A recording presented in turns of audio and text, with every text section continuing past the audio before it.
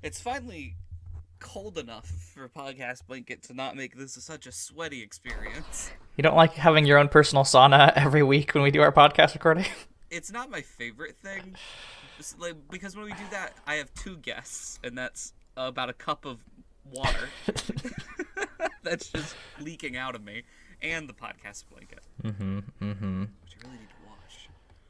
Two's company, but four is a crowded podcast studio.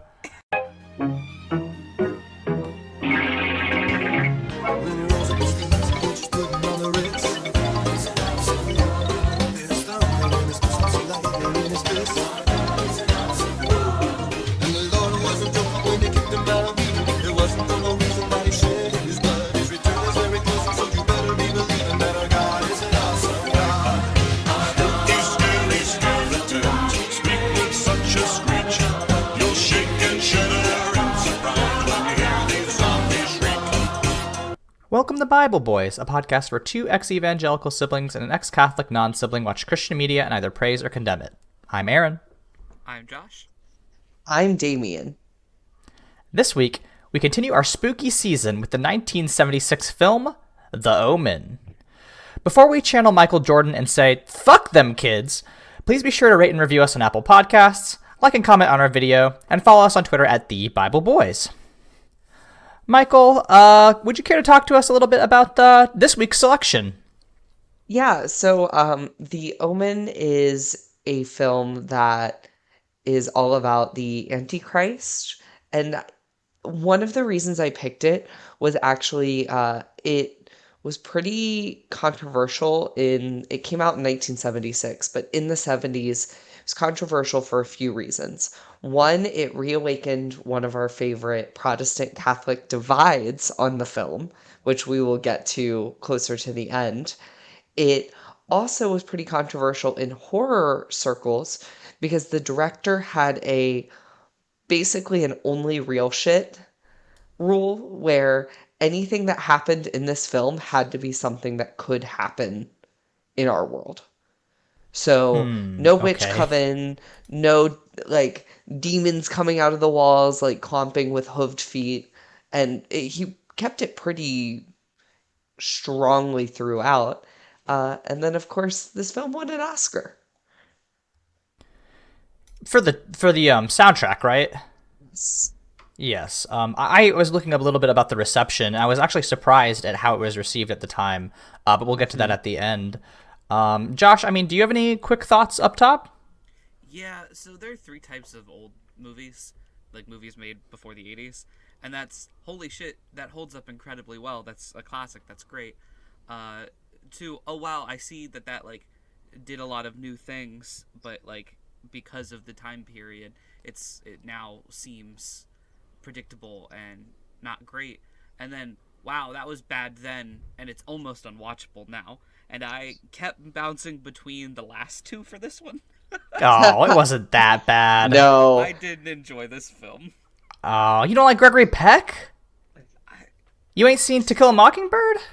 I have. I don't care for that movie either. Gosh. So the answer is no. You know, it's funny that you say 1980 is your cutoff because last week I boldly said any film before 2000 was old, and I actually feel like I stand by that. I had some time to think about it because when I said it, I went, do I think that? Do I think I that a film made in 1999 is old? And then I decided, yeah, I do. I mean, if, I don't if want it's to wade older into than your, the... Oh, go ahead, Josh. if it's older than your younger brother, then it is an old movie. Old. I mean, I think the divide for me is like Jurassic Park, because that's when we get like the first use of CGI, like that went like pretty good. And then everything else has been, our current era where everything is CGI. But yeah, I mean, this is definitely one of those where it's like, okay, I can see why this would have been a groundbreaking film. I mean, it wasn't groundbreaking, I suppose, at the time, like at least as far as its reception went. But like, I can see where like this kind of archetype of a film comes from, like the son of the devil. I mean, we watched Rosemary's Babies last year, right? So this is, of course, drawing from that kind of oeuvre. But especially with the stuff around Revelation and 666, that's all this movie, like in the popular consciousness, which is very surprising to me.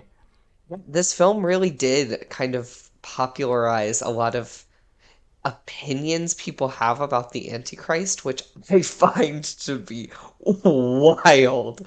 Um, if I'm choosing a film that we've watched about the Antichrist, I think I'd rather have the Rosemary's Baby witch cult than this creepy kid. I mean, my preference for Antichrist films will always be Mr. Kirk Cameron's Left Behind, but that's a personal flaw. I think mine's gonna be Cats. All right. Well, Michael, can you start us off with our summary? Yeah, so in keeping with my love of intertwining American politics and Washington, D.C. in with horror films that we saw in The Exorcist, we have a diplomat, Robert Thorne, and his wife Kathy in Rome. She has a baby. That baby is stillborn. And the chaplain is like, hey, there's this baby. Its mom died. Want to swap? Your wife doesn't have to know. And this man is like, you know what? That's a good idea. Yeah. So here's the thing. The last year we watched a lot of films with shitty dads and shitty husbands, and I was like, "Ah, man, this is making me really rethink my relationship and power dynamics with my wife." This year it's like, oh, no, I'm actually a great husband because I would simply ask my wife if she wanted to adopt some random Italian kid. And this is Greg, Robert, Mr. Thorne. You did a bad job, sir. You gotta respect the chaplain for being like, we got a 2-for-1 baby deal going on. The old King Solomon's wager. If you lose a baby, just take another. It's like the same thing. It's basically the same baby. Uh, so Robert, they decide to name the baby Damien, which is like, maybe the most demonic name you could choose other than actually Lucifer. Uh, but Robert We is named named. we named him Alucard. uh, so Robert gets to be ambassador to the UK, but then a bunch of weird shit starts happening.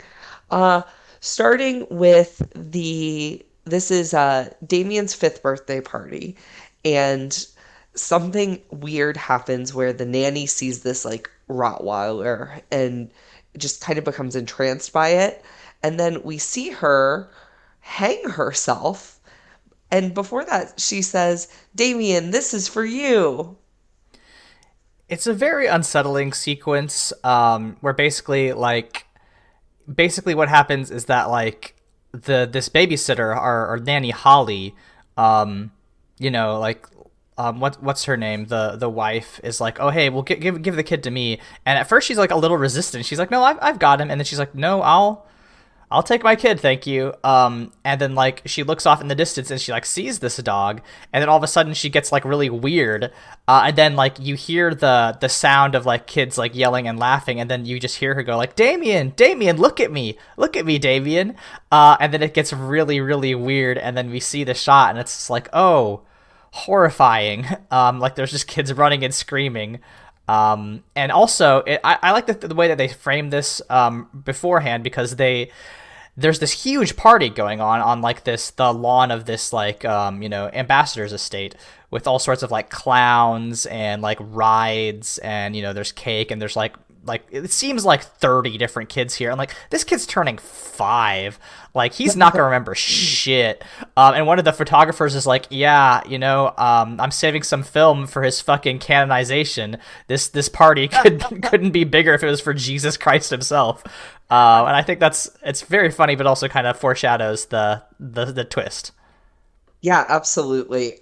So they get a new nanny who just arrives and is like, hey, I'm here for Damien. I'm gonna go check in on him. and see how we interact. And the parents are like, this is the 70s. Go do your thing. And then they realize neither of us hired her. And this actually, So like, today would be a plot hole. In the 70s was totally believable. I absolutely believe this out of parents from the 70s. yeah, they're like, oh well, the agency sent me, and they're just both like, sure, I guess, but like, it's just like I 100% agree that like, yeah, parenting was just so different 50 years ago. Because if this shit happens now, it's like, oh, I am like armed. I'm getting the baseball bat I have by the Yeah. door. You need to get the fuck out of my house. And you know what? Maybe I'm paranoid, but that instinct seems like it would have served the Thorns correctly, because the interaction she has with Damien is it's just very funny, because it's basically she just straight up like, I'm here to serve you, my liege. And it's just like, oh shit, okay, all right, because I thought she was gonna be a church assassin. Well, I thought the same thing, because this scene occurs immediately after Father Brennan goes to the diplomat Robert Thorne and is just like, become Catholic instantly, do it, be Catholic. And I was like, holy shit, I thought that like that was our thing. That's what Protestants do. Yeah. When there is a demon involved, or the devil involved, or the Antichrist involved, the Catholics have that shit on lock. Listen, we've got one thing going for us, and it is possessions and manifestations of Satan. But I do agree, Josh, like, from a Protestant perspective, it's much easier to say, accept Christ. From a Catholic perspective, it's much harder to say, accept Christ each day, drink his blood. That's coming on a little strong. There's paperwork. I have to do meetings. It's like I gotta eat things. I actually. I'll say that. I'll save that for after the cast with just us. But like, yeah, it is a much larger process, and it's so that scene was very funny, because my favorite line is Father Brennan just going, "I saw who his mom is," and Robert's like, "Whoa, what? Mm-hmm. What does that mean?" Right. And, I think that Father Brennan is one of those characters that, like, is the victim of his own zeal. Yeah, you gotta not want it that much, dog. Like there's such a thing as being too eager, and it's off-putting, and unfortunately, the good father does kind of overdo it, and it is ultimately his downfall. Yes. His prayers must have been wild. Oh my It's God. like I'm doing it, God. I'm doing it. I said I was gonna do it, and I'm doing Well, it. I mean, like we see what his room looks like at the end. Like that man had some stuff going on. Yeah, and like I think that he clearly was someone who believed what he did very fervently. Can we talk about the baboons? That's a fun sequence. So they decide to go to the zoo. Do the baboons happen before or after church? Um, I think I after. think it's.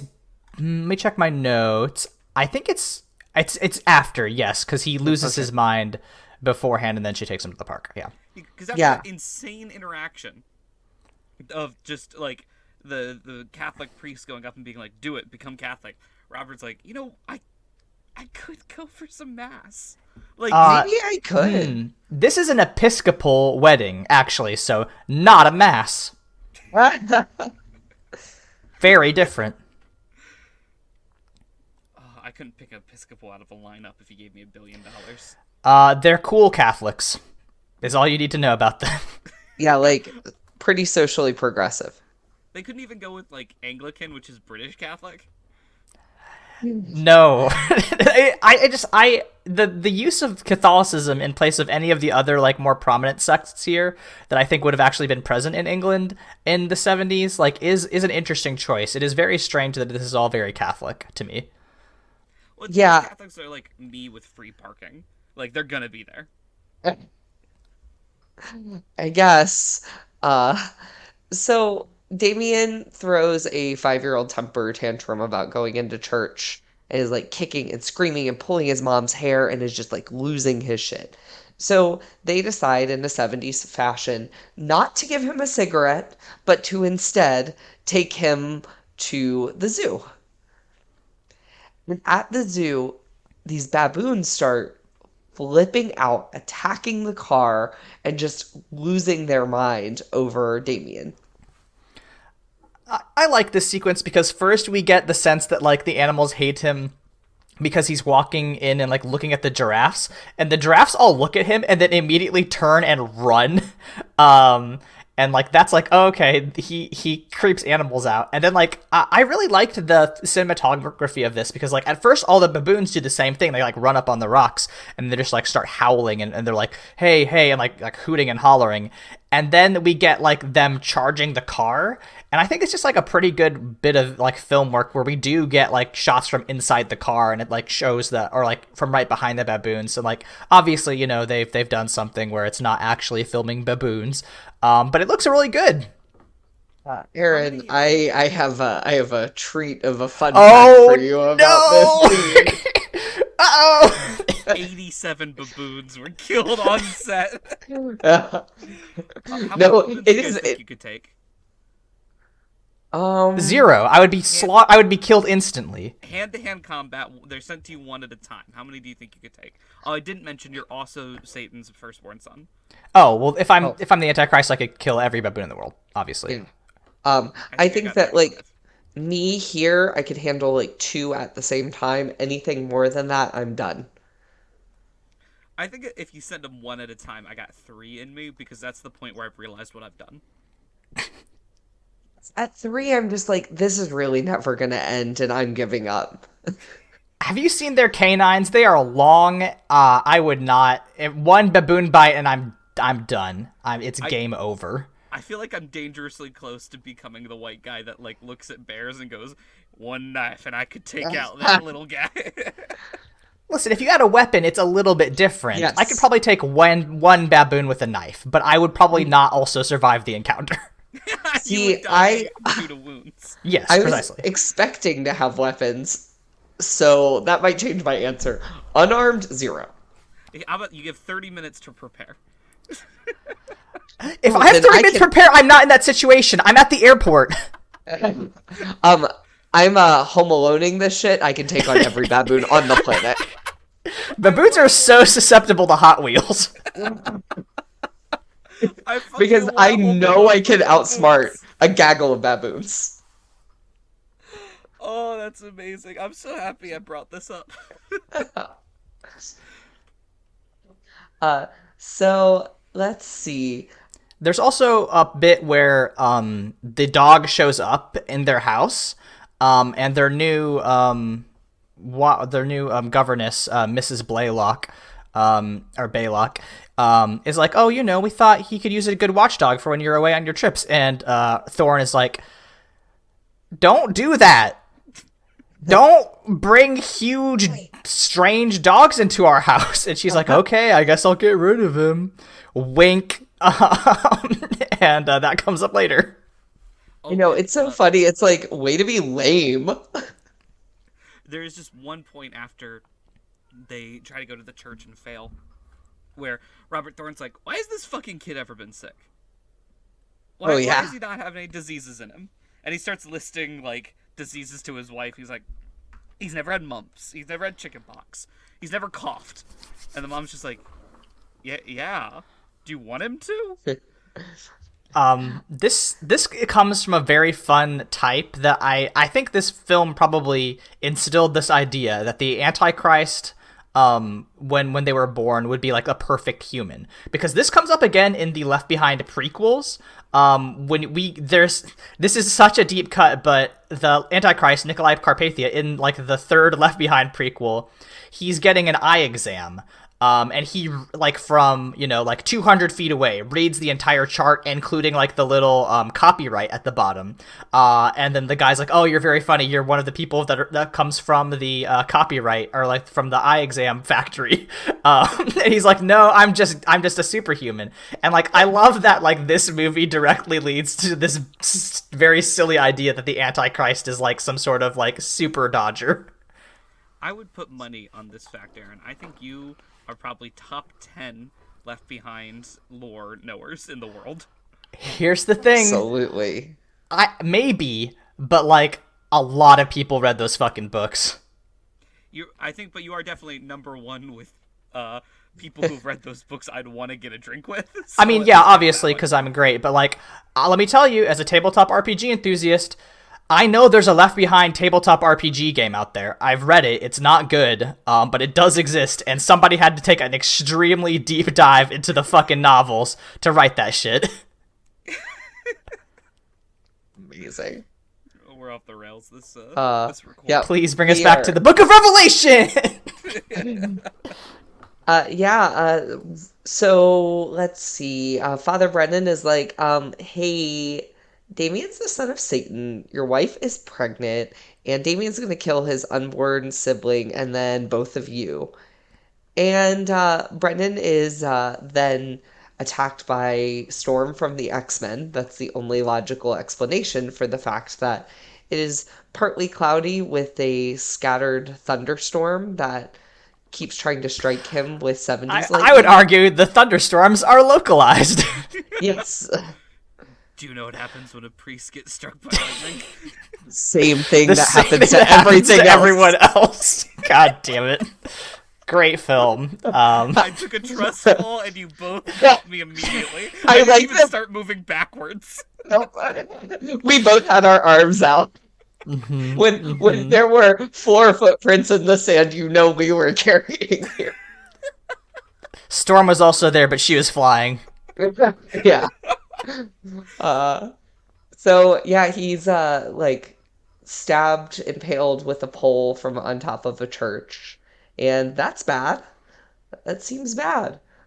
So now we need to have a new +1. So we zoom in on the photographer, Keith Jennings, and he's like, hey, so I noticed something weird when I was developing these photos. There's a little shadow that basically tells us how everyone's gonna die.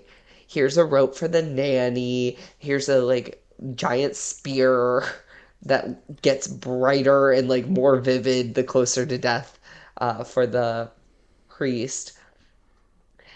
I do kind of love that Robert's like, that's weird. He's like, yeah, it's fucking crazy, dog. Um, Oh, also, I can't believe I missed this. So right after the priest dies, Robert goes home and is like, "Hey, Kathy, what's up?" And she's like, "I don't want to ever have a kid again." No, because here's the thing. Here's what's happening right before that does that, is that Damien is fucking with their pool table and just, like, throwing balls and going, "Pia, pia, pia!" And she's just like, "Mrs. Baylock, where the fuck are you? Please take my child away." And, like, she looks like she's, like, she needs to be two glasses of wine deep. She looks so upset. And then she immediately follows up with, like, "Please agree to let me have an abortion. Yeah. I'm pregnant and I would like to not be. After today, no thank you." And well, unfortunately, that doesn't even have to be a conversation because Damien later, as Kathy is taking care of the plants in the house, decides to ride his tricycle into her, knocking her off the second floor. Well, Baylock lets him do it. She's just like, "Oh, I see what's happening." She just like has this knowledge. She opens the door because he's like riding it inside, and then he just kind of like, she's like up on the railing like fixing a plant or whatever, and Damien knocks her off, and then she falls onto the railing and is like clutching onto the railing, and then Damien kind of goes over and looks at her, and I don't think he pries the fingers off, but like I do think he's just like kind of watching her fall, like kind of amused, like a little fucking psychopath.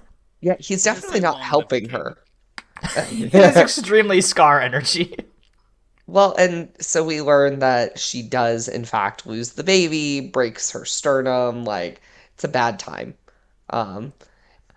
And that's this is when... just a quick reference for everyone who is under the age of 20 that listens to this. It's just like that Twitch foam pit. Am I right, all fellow Zoomers? Is this about TwitchCon?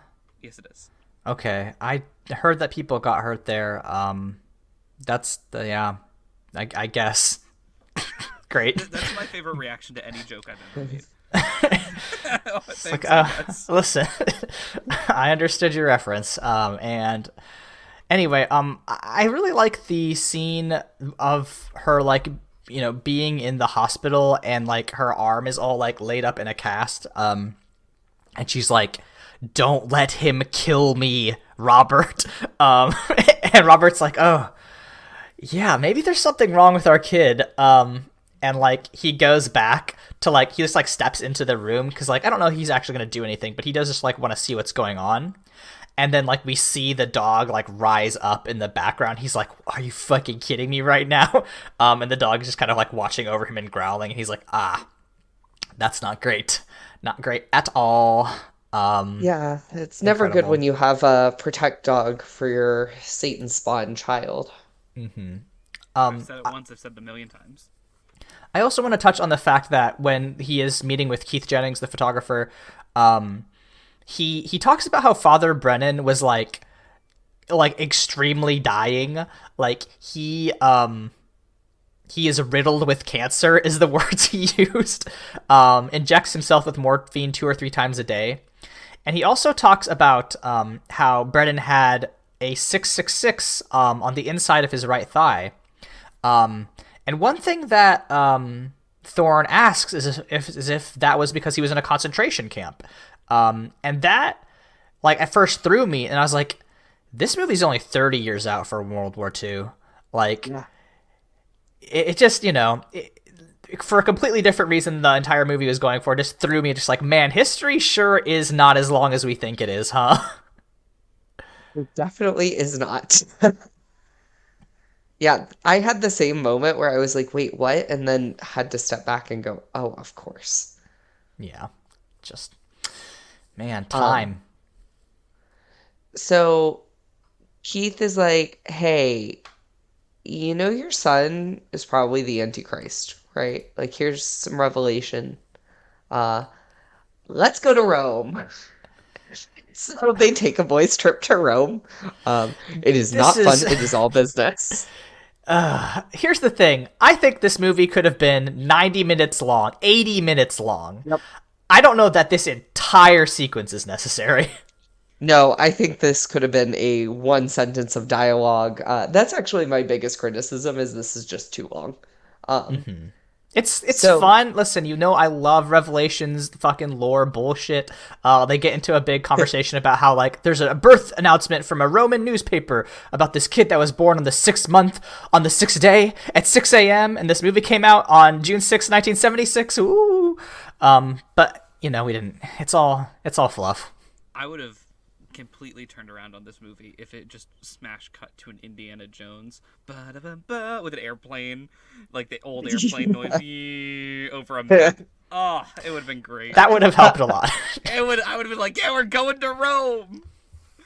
We're doing it. so we learn that there's no maternity records and the staff were all dead. So that's not good. They do find the priest, the original priest, he is blind, partially paralyzed. He looking great. Uh, but he can like point them in directions, so he points them to where Damien's mother's buried.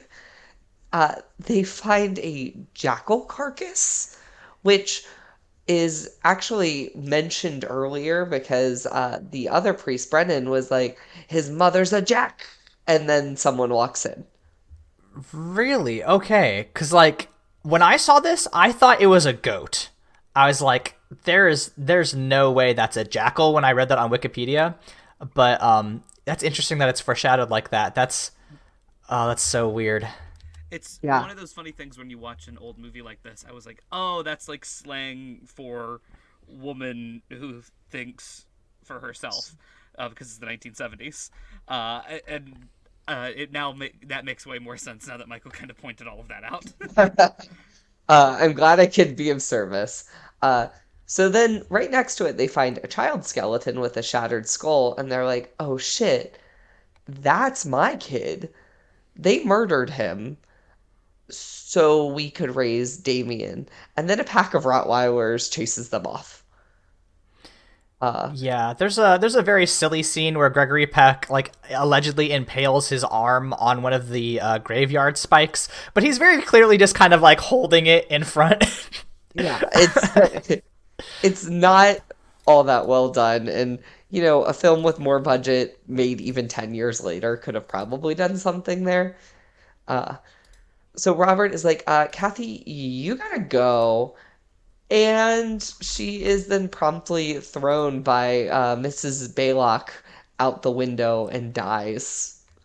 Technically, Robert kept his promise and kept Damien from killing her. I guess I'm not gonna actually chalk that one up on the Robert W. wall. Yeah. I That's hate to the tell ones where you, can get him. he's not getting that one out of me. I hate to tell you. A lot of dubs in this movie. This was actually the only death in the film that affected me. I liked Kathy. I thought her portrayal was really good. Yeah, I mean, And Kathy, she's the star. She's like the smartest person, I think. yeah, I liked her as a character. Damn, R.I.P. R.I.P. to a real one. Uh, so then they meet an Antichrist expert, which just Aaron. feels like a very Well, they go roundabout way. to they go to Megiddo, right? The plane of Armageddon. Like they like find this dude in presumably like in the outskirts of Israel. And he's just like, yeah. Anyway, here's some knives. Fucking Legitimately. kill him. Go get him. It's like that action movie where they like putting all the guns in the holsters and like getting ready, but just with 7 knives. It's a very So sad true. dad. It's Uh, very silly. so he says if Damien's the Antichrist, he's going to have a birthmark in the shape of three sixes and gives him those knives. Uh, and Robert has like a little crisis where he's like, I can't do this, and throws the knives pretty dramatically. And Keith is like, you're not going to? All right, look, my photographs, which tell me the future and how people are going to die, because this is just Final Destination, have said that I'm going to die. So I'm going to kill this little kid. Goes and then is promptly decapitated by a sheet of glass from a construction truck. Yeah, And it's very Final again, Destination. yeah, this is again another scene where I was like, oh, we just spent like maybe 60 seconds too long on this one. Because The it the could have fake been head spins for jarring. so long. Yeah. Yeah, and It's it it's a could have little been much. jarring, but it really wasn't. So No, and no. this is a movie of its time where so many shots you could have cut in half and they would have been way more effective. But that would like that that is just a thing about movies in the 70s. It's so true. Uh, so let's see what happens next. So Robert goes home. He shaves Damien's head or part of his head and finds the 666, which like good So for him finding it so fast. I Aaron, want you to can talk go. about I want to talk about the scene. So first I was like, I thought this is. At first, I was like, this might be the best scene in the movie because it is very tense, right? There is like he is trying Yes. to clip away at this hair very carefully, and like it is like he doesn't want to wake the kid up, and he's like narrowly avoided the dogs, and there's a lot of tension in this scene. It's like, oh man, this is super scary, and then he reveals the birthmark. I am a known anime lover. My favorite anime in the world is Have, probably Kazuki Takashi's Naruto. In Naruto, the bad boy character Sasuke, about halfway through one of the main story arcs, receives a curse mark tattoo on his neck that he receives from the antagonist Orochimaru, and that's like one of the very few things I've considered getting a tattoo of. Like I am like I'm very close to getting it like at the end of this year or beginning of next year. And I saw this, and it looks almost identical. If you want to look at my Twitter, I tweeted the two images because they look so similar. The little sixes, the sixes look so close to the little swirls, the little curse mark swirlies. That I was like, oh my fucking Christ. Christ, You really no. do. So like, I wonder if actually it might be Miyamoto who did Naruto, but I wonder if Miyamoto actually no, that's the Mario guy in it.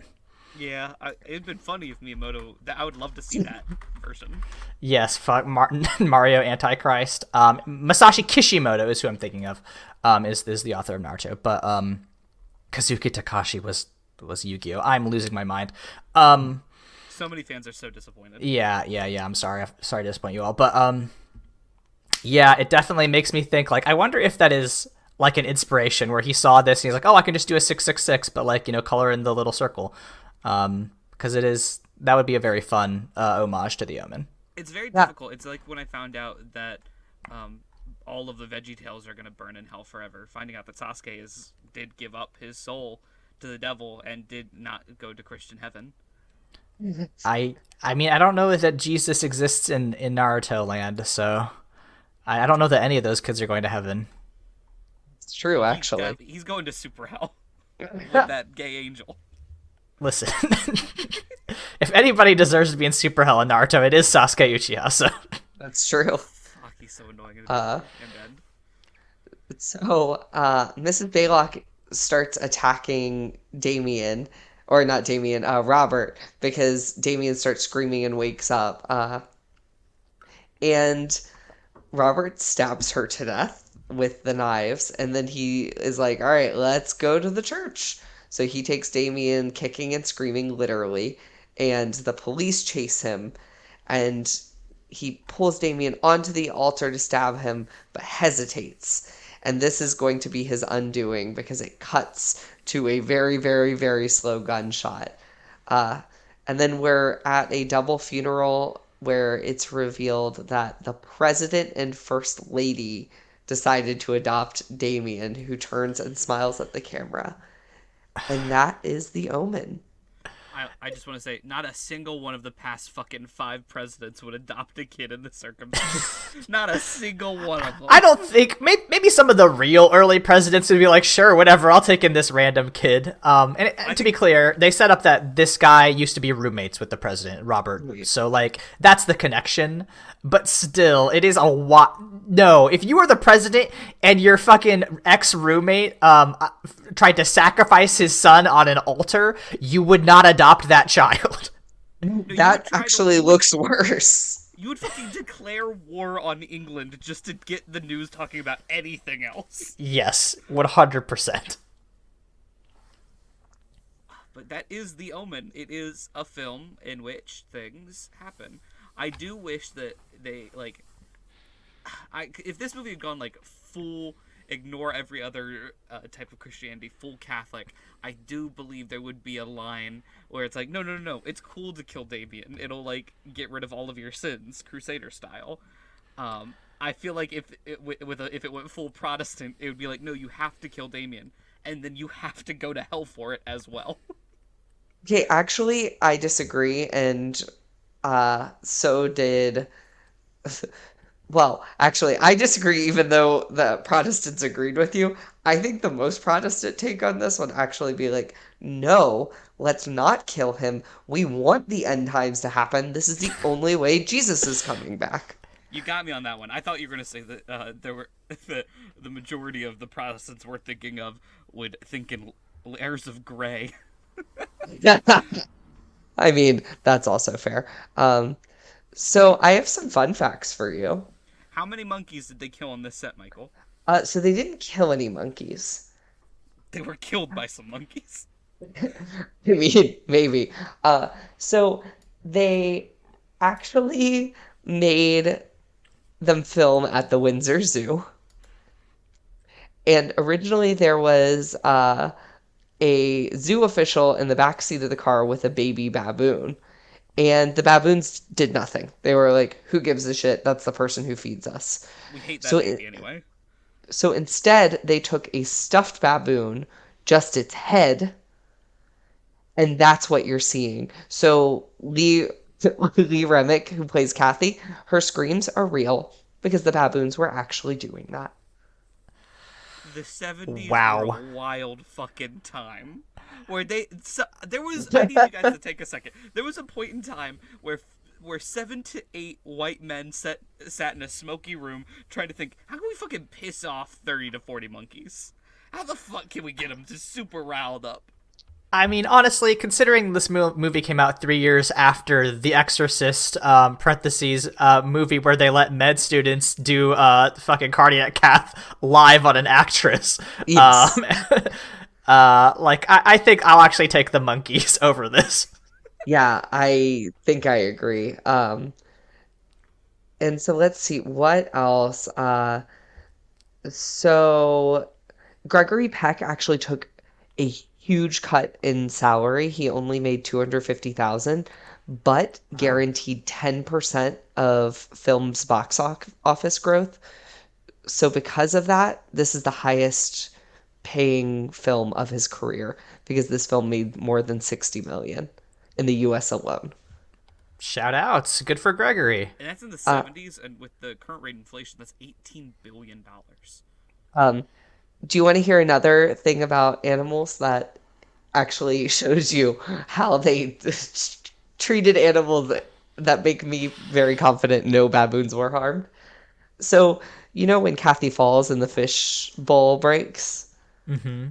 They used dead sardines painted orange because they didn't want to Aw, kill any actual goldfish. that's So kind of nice. a fucking intern was told to go to the store and buy some paint and sardines, and you know they must have been confused on that drive back to the shoot. Uh, That's and so fun. the dog actually was like a big baby, and all he Yeah. wanted to do was lick and play. So they Aw. had to like shoot him very quickly because they would get his tail wagging. He's having too much fun. Yeah. He's like, Aw, these are that's all my cute. friends. I love them. And then let's talk about Damien a little bit. So Harvey Stevens played Damien. And so the director had said all the kids to like come at him and attack him like they would in the church scene. And apparently, Harvey screamed, clawed, kicked him in his groin, and like pulled his hair and just like lost it. And he was like, this kid's hired, dye his hair black. That's Damien. Huh, That, that's very funny. I have 2 points. So first, this director was like, how many toddlers could I beat up in a fight? And second, I don't think that's what happened. I think the fucking child actor held him to the ground and it was like, I'm Damien, or this happens every fucking day of my life, and then spit on him and left. Uh, and then last but not least, we have to talk about the curse of this film. So, like many, many, many horror Hmm. films we've talked, there's a curse. So there was a quote Omen curse. The director said he feared that the devil or demonic forces would strike him down during production, uh, but he actually ended up being very successful after this. He directed Superman, The Goonies, Lethal Weapon, and he has had a really good time. So the Omen curse has been success. I was about to say that. Wait, that's not a curse, Michael. I know. What, like, the devil kind of looks great in this.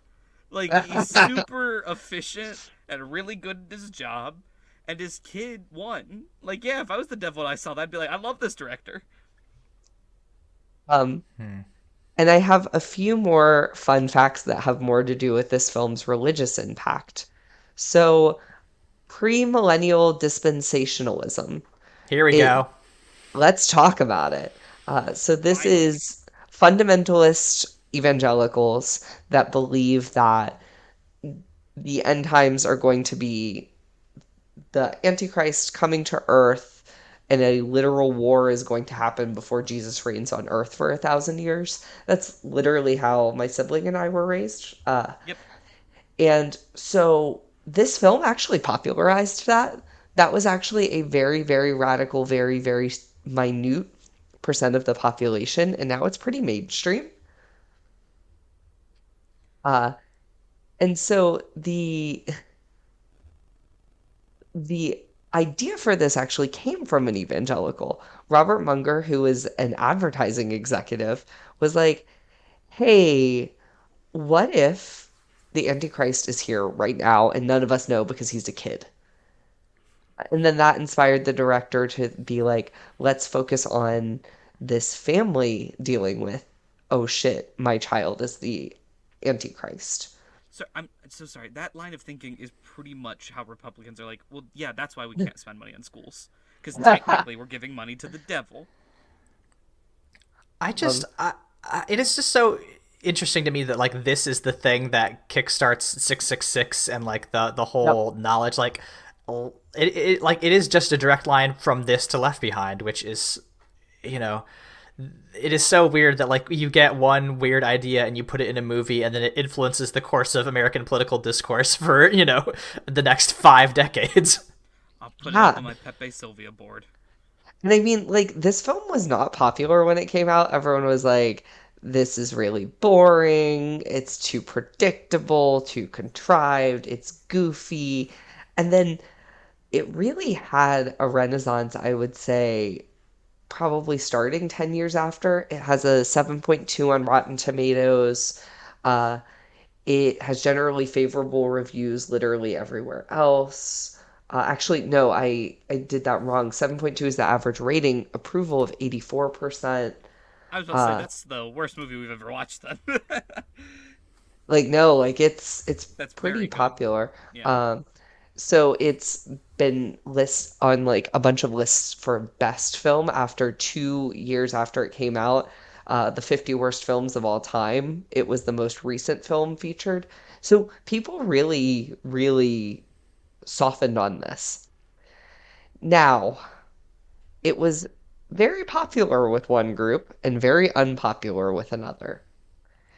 Catholics did not like this film one bit. Because they fucking failed. Um, However, Protestants were like, this is our jam. So a USA. USA. California Graduate School of Theology presented the filmmakers with an award during its 1977 commencement ceremony. Sure. Protestants love this movie, and I think that the fact that so many people are now ascribing to this kind of radical view just kind of tells you everything you need to know about its lasting popularity. They should have gone with the tagline Catholics hate us, Protestants want to be us. It's kind of true. So yeah, that's what I got for you all. I will say overall, not very spooky. No. Um, interesting. Didn't love it. Yeah, I mean, I kind of fall down on a similar category. Like, as a film, I don't think it was very exciting. But like, just knowing it is one of those things. It's like you kind of have to watch it to like understand. Like, just it's just like reading a classic novel. It's like, oh, okay, this is where we get all these other things from. And you know, I'm glad we watched it. Do I think it? You know, I think The Wicker Man was frankly a much more scary movie. But yeah, I am glad we took a crack at this one because that's what I do spooky season for is to get culturally enriched. Well, just wait until next week because Yeah. if you want scary, don't worry, I got you. Before we move into that, can we just take a second to talk about how confused they were with how they should name the fucking sequels that came after this? They're Uh, silly. The Omen. The next one is Damien Omen 2. And you're like, okay, I guess we're going name, Omen, number. And then the third one is Omen 3, The Final Conflict, which of course is the second to last movie. Because then Of you go course. into Omen 4, The Awakening, which sounds like it should be the first one. Yeah, I mean, I'm I'm very tempted to learn a lot about the lore of the Omen movies, and like I don't have that kind of time in my life, but it does tie into my weird like Antichrist fandom in a weird way. So maybe that'll be a project for another day. But One spooky season, we watch every Omen movie. I mean, we did kind of do that last season with the fucking With Conjuring, Conjuring yeah. films. God, yeah, we did. But Michael, before we reveal the next the next film in our spooky season, do we want to give this a quick rating? Yes. I'm gonna say that this movie was a film. Yeah. I'll give this one a John the 18th, kind of like lower down, but like historically important, probably.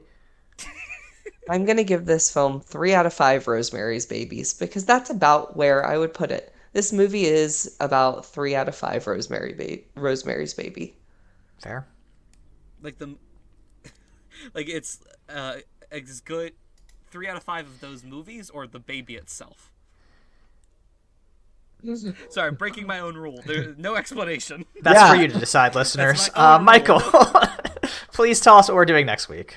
So next week, we are skipping ahead significantly all the way up to 2010, and we are going to watch the found footage supernatural horror film that is also listed as one of the satanic films tagged on Wikipedia. So if that wants to tell you what we're getting into, The Last Exorcism. I don't know what this movie is. I mean, I assume it's related to The Exorcism. Interesting. Well, I hate found footage because it scares me really bad. So, we'll have a fucking time, I guess. Oh yeah, I Yeah. bet it'll be horrible, but like found footage films are very interesting for me. I love Cloverfield. You two might have very different end of spooky season experiences. Because I am still deciding this may not be the last found footage film we watch this October. Uh-oh. We're doing Ghostbusters at the end, right? Nope. Based on all the Christian imagery in Ghostbusters, yeah, I would say so. Bill Murray is the Jesus of Chicago. All right. Well, when we are not trying to debate who is the Jesus of Chicago, where can we be found on the internet? I'm at Green History on Twitter. I'm at Michael's Diamonds on Twitter. I'm at Aaron SXL on Twitter, where I tweet about tabletop RPGs, health policy, and writing. I do another podcast with my friend Layla that's at Mortified Pod. I watched 2 films this weekend that had to deal with the Antichrist. The Omen was one of them. Pride and Prejudice and Zombies was the other one. And I have to say, while I did think that Pride and Prejudice and Zombies was a worse film than this one, I had more fun watching it because of the aforementioned Antichrist weird conflagrations and crossovers. So if that is something that if you wanna get more Antichrist bullshit in your life, please check us out at Mortified Pod. But yeah, if you are crying because you think that maybe your shitty kid